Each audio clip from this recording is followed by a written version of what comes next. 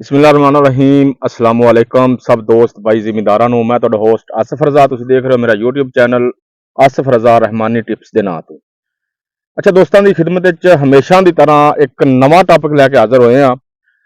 अज दा टॉपिक एक बेहतरीन और अहम समझिया जांदा है। जिहड़े टॉपिक ते मैं गल करन लग्या ओह दोस्त जिन्हां दोस्तां दा रकबा कमान तो बाद खाली हो रहा है और उन्होंने कमांद नूं अगे कैरी ऑन नहीं कराना चाहते, उन्होंने नहीं डकना चाहते मोढी नूं, उन्होंने वाह के दोबारा कमांद करनगे या मतलब उन्होंने ज़हन च कोई होर फील्ड है उन्होंने किसी होर फील्ड नूं काश्त करनगे या मकई तो बाद रकबा खाली हो रहा किसी भी फसल तो बाद जमीन खाली हुई है।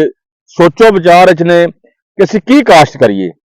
अज एक तोहफे तौर पर वीडियो लैके हाज़र होए हां दोस्तां दी खिदमत विच। टॉपिक लाने तो पहले मैं दोस्तों को रिक्वेस्ट करांगा जो दोस्त नवे हैं मेरे चैनल पे सबसक्राइब कर लैन, बैल आइकन का बटन दबा दें ताकि ताज़ा और नविया वीडियो दोस्तों तक पहुँच जान और उन्होंने देख के कुछ ना कुछ फायदा हासिल कर लवन।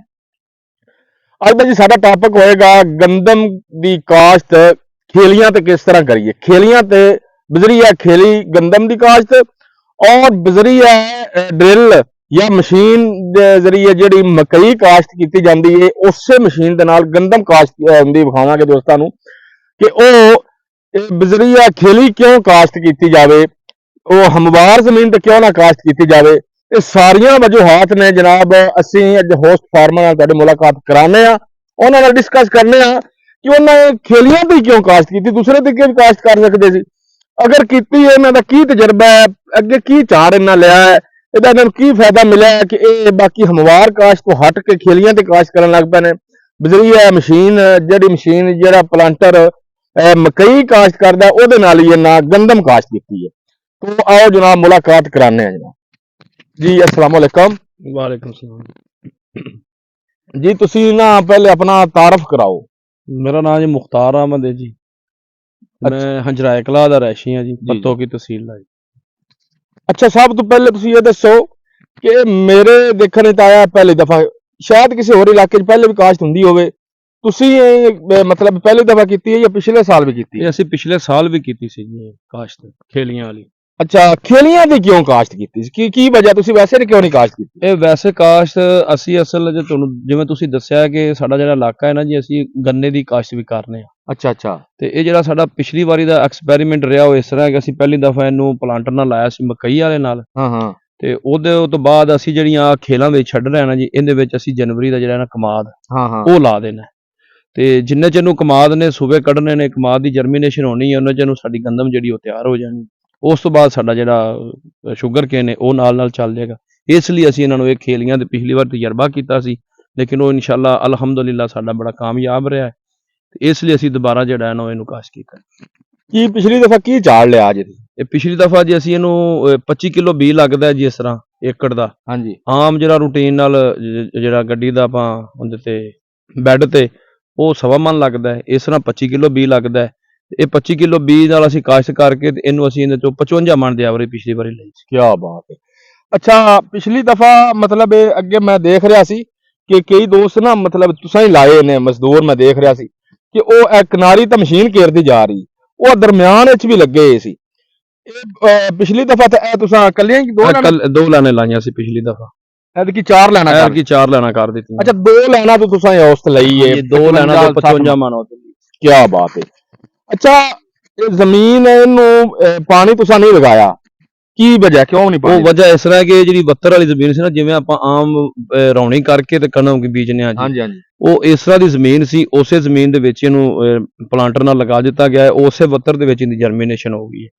ਕੁਝ ਲੋਕ ਇਸ ਤਰ੍ਹਾਂ ਕਰਦੇ ਨੇ ਕਿ ਉਹ ਖੁਸ਼ਕ ਜ਼ਮੀਨ ਤੇ ਜਿਵੇਂ ਆਪਾਂ ਮੱਕੀ ਲਾਣੇ ਆ ਉਹਦੀਆਂ ਖੇਲਾਂ ਕੱਢ ਕੇ ਪਲਾਂਟਰ ਨਾਲ ਬੀ ਲਾ ਕੇ ਪਿੱਛੋਂ ਬਾਅਦ ਹੀ ਪਾਣੀ ਦਿੰਦੇ ਨੇ। ਕੁਝ ਲੋਕ ਇਸ ਤਰ੍ਹਾਂ ਵੀ ਕਰਦੇ ਨੇ। अच्छा पानी इनू बैड तकरीबन 3 फुट का, शायद इस भी ज्यादा ਇਸ ਤੋਂ ਵੀ ਜ਼ਿਆਦਾ ਇਹਦੇ ਉੱਤੇ ਪਾਣੀ ਇਹ ਦਰਮਿਆਨ ਚ ਰੇਂਜ ਕਿਸ ਤਰ੍ਹਾਂ ਪਹੁੰਚੇਗੀ? ਉਹ range- ਇੱਕ ਪਾਣੀ ਕੇ ਦੋ ਕਿਵੇਂ? 2 ਪਾਣੀ ਦੇਣੇ ਪੈਂਦੇ ਨੇ ਜੀ। ਪਹਿਲੇ ਪਾਣੀ ਤੇ ਇੱਥੋਂ ਤੱਕ ਰੇਂਜ ਪਹੁੰਚਦੀ ਹੈ ਜੀ। ਜੀ ਜੀ ਉਸ ਤੋਂ ਬਾਅਦ ਜਿਹੜਾ ਦੂਸਰਾ ਪਾਣੀ ਜਦੋਂ ਕੋ 2-4 ਦਿਨ ਬਾਅਦ ਦੇਗਾ ਉਹ ਰੇਂਜ ਮੁਕੰਮਲ ਕਰ ਜਾਂਦਾ ਹੈ। ਯਾਨੀ ਕਿ ਯਕੇ ਬਾਅਦ ਦਿਗਰੇ ਤੁਸੀਂ ਦੋ ਪਾਣੀ ਲਾਵਣੇ। 2 ਪਾਣੀ ਲਾਣੇ ਨੇ ਇਹਨੂੰ। ਇੱਕ ਪਾਣੀ ਨਾਲ ਇਹਦੀ ਰੇਂਜ ਮੁਕੰਮਲ ਉਹ ਤਾਂ ਨਹੀਂ ਪਹੁੰਚਦੀ ਜੀ। ਹਾਂ ਹਾਂ ਇੱਕ ਪਹੁੰਚਦੀ ਏ ਪਹਿਲੇ ਤਿਕਰਾਂ, ਫਿਰ ਜਿਹੜਾ ਦੁਬਾਰਾ ਪਾਣੀ ਦੇਗਾ ਉਹ ਮੁਕੰਮਲ ਰੇਂਜ ਪਹੁੰਚ ਜਾਂਦੀ।